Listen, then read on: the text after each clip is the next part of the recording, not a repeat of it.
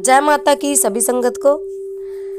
आज का विषय है कि माँ काली की सवारी आती है या फिर चुराहे वाली माँ की सवारी आती है, किसी भी अन्य देवी देवता की सवारी आपके ऊपर आ रही है और आप जिस किसी को भी आशीर्वाद दे रहे हो, आपके मुख से निकला हुआ हर वचन सत्य हो रहा है, यानी कि आशीर्वाद फलित हो रहे हैं। अगर आप किसी को जॉब लगने का आशीर्वाद दे रहे हो, उनकी जॉब लग जाती है। अगर आपके मुंह से किसी को बच्चा होने का आशीर्वाद मिल रहा है तो 1 सवा साल में माँ की कृपा से, आपकी शक्ति की कृपा से संतान उत्पन्न हो जाती है। और अगर किसी के घर में बरकत नहीं है, पैसे नहीं आते हैं, आर्थिक समस्या से लोग परेशान हैं, आपके पास दुआ फरियाद लेकर आ गए या फिर आपसे चलते चलते उन्होंने बात कर ली और आपने उनको कहा कि चलो करेगी मैया रानी, धन धान्य से परिपूर्ण उनका परिवार, महीना सवा महीना 6 महीना बाद आप देखते हैं कि उनका कार्य अच्छे चलने लग जाता है। किसी को अगर शरीर में दिक्कत है, प्रेत बाधा लगा लो या फिर कोई भी हारी बीमारी लगा लो, आपसे दुख रो दिया कि मुझे तो शरीर में ये दिक्कत है, मैं परेशान हो चुका हूँ इस जिंदगी से, भगवान इस जिंदगी से मुझे जल्दी से मुक्ति दे, ऐसी जिंदगी का कोई फायदा नहीं, और आपने चलते चलते उनको आशीर्वाद दे दिया, कोई बात नहीं, करेंगी माता रानी कृपा, आप माता रानी के लिए ये कर दो और आपको आराम जरूर मिलेगा। और उस इंसान ने आपके कहा हुआ कार्य कर दिया और उसको आराम मिल गया। किसी के शरीर में भूत बाधा है, प्रेत बाधा, या फिर किसी की शक्ति रास्ता नहीं देती है, आपने बोल दिया कि आप फला सेवा कर लो, चौराहे वाली माता की सेवा आपने बता दी, या फिर किसी भी शक्ति की जो उनके घर की कुल देवी हैं, उनके घर के पितृ हैं, या फिर अपने ही शक्ति की आपने उनसे सेवा करवा दी और उनका प्रेत बाधा जो है शांत हो गई और धीरे धीरे जो शरीर में पीड़ा उनको मिल रही थी, जो कष्ट मिल रहे थे, वो खत्म हो गए। अब आपकी शक्ति जो है आशीर्वाद दे रही है, वचन कर रही है, लोगों के कार्य बन रहे हैं, पर आपका क्या? आप रो रहे हो, समस्या लेकर के आ रहे हो, क्योंकि हमारे पास ऐसी समस्या आई है, बहुत सारी बहनों की आई है और रिसेंटली एक समस्या बहुत ही हैवी है। उनको ये लगता है कि मेरे ऊपर माँ काली की सवारी आती है और जिसको भी हम आशीर्वाद दे रहे हैं उनके कार्य भी बन जाते हैं। कहीं ना कहीं अच्छी शक्ति हमारे साथ चल रही है, पर मेरे घर का क्या? मेरे घर में बरकत नहीं है, कर्ज की समस्या से मैं परेशान हूँ। अगर हम कहीं रास्ता लेने जाते हैं तो हमें किसी भी दरबार से रास्ता नहीं मिल पाता है। हमारा पूरा परिवार परेशान हो चुका है, शारीरिक रूप से हमारी ज़िंदगी अस्त व्यस्त हो चुकी है। हमारे घर में एक समय ऐसा हो जाता है कि खाने को रोटी नसीब हमें नहीं होती। झगड़े की तो बात ही मत पूछिए, अनायासी छोटी छोटी बातों पे झगड़ा हो जाता है।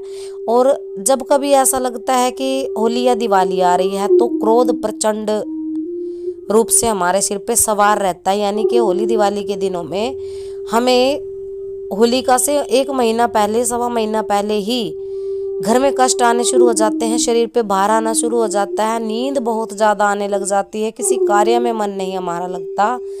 अगर हमारे साथ अच्छी शक्ति है, अगर माँ काली की सवारी है या फिर किसी भी अन्य देवी देवता की जिसकी हम पूजा कर रहे हैं, पाठ कर रहे हैं, हमारी कुल देवी है, हमारे पितृ हैं, हमारे उत्पितृ हैं, या फिर प्रेत बाधा है, या फिर घर के सेवादार हो सकते हैं, या फिर घर की कोई भी अन्य पूजित जो सेवादारों ने शक्ति पूज रही है वो शक्ति भी हो सकती है, या फिर चौक चौराहे से लगी हुई कोई शक्ति जो हमारे साथ आ गई है वो भी हो सकती है।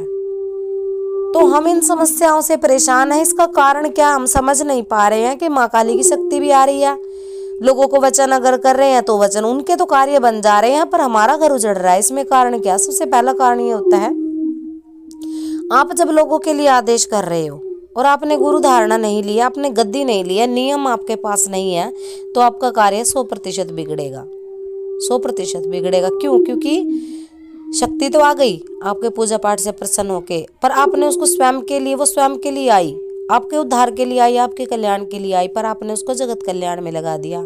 अब शक्ति तो शक्ति है, अगर आप वचन कर रहे हो, जीवा पे विराजमान रहती है, आपके वचन कर दे रही है, लोगों का कार्य बन रहा है। जिसको भी आपने आशीर्वाद दिया, जाओ माता रानी की दया से, चलो कोई बात नहीं, तुम्हें बच्चे का दुख है, माता रानी करेगी भला, भरेगी तुम्हारी गोद, संतान तुम्हें हो जाएगी, वो वचन फलित हो गया। अब उसने आपकी शक्ति के नाम का ना भोग दिया, ना प्रसाद दिया, ना ही उनके थान पे दिया, ना ही आपके घर के मंदिर में दिया। ना ही किसी अन्य मंदिर में। आपसे पूछा तक नहीं उन्होंने। औलाद हो गई, 6 महीने का बेटा हो गया, साल का बेटा हो गया, आपसे पूछा तक नहीं। जन्मदिन मनाए गए, बच्चे के जन्मदिन में मिठाइयाँ बांटी गई, लोगों को वस्त्र आदि दान किया गया, ननदों को दिया गया, रिश्तेदारों को दिया गया, बुलाया गया, जन्मदिन पर पार्टी करी गई, खूब खाना पीना हुआ, पर देवी देवताओं को नहीं दिया गया, ना तो स्वयं के घर के और ना ही आपके घर के। अब क्योंकि वचन आपके थे, आपकी शक्ति के थे, आशीर्वाद आपकी शक्ति का था, तो उसका कष्ट सारा भार आप भुगतोगे भाई। सेकंड क्या है, चलो उसने तो दिया ना दिया, जिसको भी संतान हुई, जिसने भी ये कर्म किया, जिसका भी काम बना, कोई बात नहीं, उसको छोड़िए। आपने क्या किया? आपने भी अपनी शक्ति को यूं ही फ्री में बिल्कुल उस शक्ति की कद्र किए बिना उस शक्ति को बिल्कुल एक फ्री का माल समझ करके चला दिया। सबको आशीर्वाद देते फिर रहे हो, अब आप हवा में उड़ने लगे हो, अब आपको मजा आने लग गया है। आप जहां तहां खड़े हो, आपके मुंह से वचन निकल रहे, आप लोगों की पूछा दे रहे हो, गद्दी आपके पास है नहीं, गुरु आपके पास है नहीं, केवल शक्ति आई। कई लोग तो ऐसे होते हैं जिन्होंने जिंदगी भर में कभी बचपन से पूजा पाठ किया नहीं होता, पर फिर भी उनके पर शक्ति आने लग जाती है। वो शक्ति घर के सेवादारों की होती है भाई, जो आपसे पहले आपके परिवार में, कुल में, ये तीसरी पीढ़ी में आना शुरू हो जाते हैं। 3 पीढ़ियों तक ये परेशान नहीं करते, पर अगर 3 पीढ़ियों तक इनको कोई नहीं पूछता, 3 पीढ़ियों के बाद ये सिर पे आकर के खेलना शुरू कर देते हैं। और जब ये सिर पे आकर के खेलना शुरू कर देते हैं ना, तो खेल खिला के छोड़ते हैं भाई। अगर कोई इनको ना पूजे, अगर कोई इनका स्थान ना दे, अगर कोई इनके लिए वस्त्र आदि दान ना करे, अगर इनको भोग प्रसाद ना दिया जाए, क्योंकि एक सूक्ष्म शक्ति की तरह हमारे साथ रह के कार्य करते हैं। और लोग सोचते हैं कि ला मैंने तो कभी किसी की पूजा पाठ करी नहीं, पर फिर भी मेरे ऊपर अचानक से शक्ति आने लगी, और शक्ति भी इतनी प्रचंड आती है, मैं रास्ते में चलते चलते लोगों के बारे में बता देती हूँ, मेरे ऊपर तो भाई माँ काली प्रसन्न हो गई हैं, और लोगों की अच्छी सही पूछा निकल जाती है, लोगों के काम भी बन जाते हैं। इनफैक्ट लोग हमारे घर में आते हैं बताने के लिए कि हमारा फला काम बन गया, पर क्या वो आपके देवी देवताओं के लिए भोग प्रसाद निकाल रहे हैं? क्या आपने फूटे मुंह कभी उनसे कहा कि भैया अगर आपको लगता है, अगर हमारी शक्ति ने वचन किए थे, देखो आपका कार्य बना, जाओ जाकर के मंदिर में हमारी शक्ति के नाम का फला भोग चढ़ा के आओ? नहीं बोलते ना। आप तो फूल जाते हो, आप खुश हो जाते हो, आपको मजा आने लग जाता है, आप सोचते हो मैं दुनिया का सबसे बड़ा भगत बन गया, मेरे ऊपर तो शक्तियां ऐसे ही खुल के चलती हैं।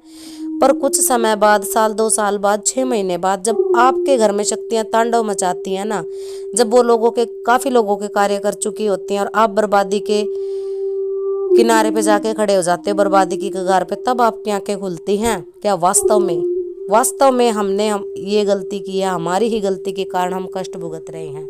और फिर सिलसिला शुरू हो जाता है भक्तों की चौकियों पे जाने का। अब कोई भगत तो बोल देता है आपको कि आप ये कर्म करो, कोई आपको उल्टे फंटे चढ़ा देगा, कोई गुरु धारण के नाम पे आपको लूट के खाएगा, कोई कहेगा ये भेंट लगेगी, इधर पूजा होगी, ये हवन होगा, फलाना ढिमका, बहुत सारी चीजें आपसे लेने लग जाएंगे। पर सच्चा ज्ञान कोई नहीं देता, सच्चा ज्ञान कभी नहीं मिलता। इसी कारण से आप लोग परेशान हो जाते हो। ये थी जानकारी, आशा करते हैं पसंद आई होगी। सभी को जय माता।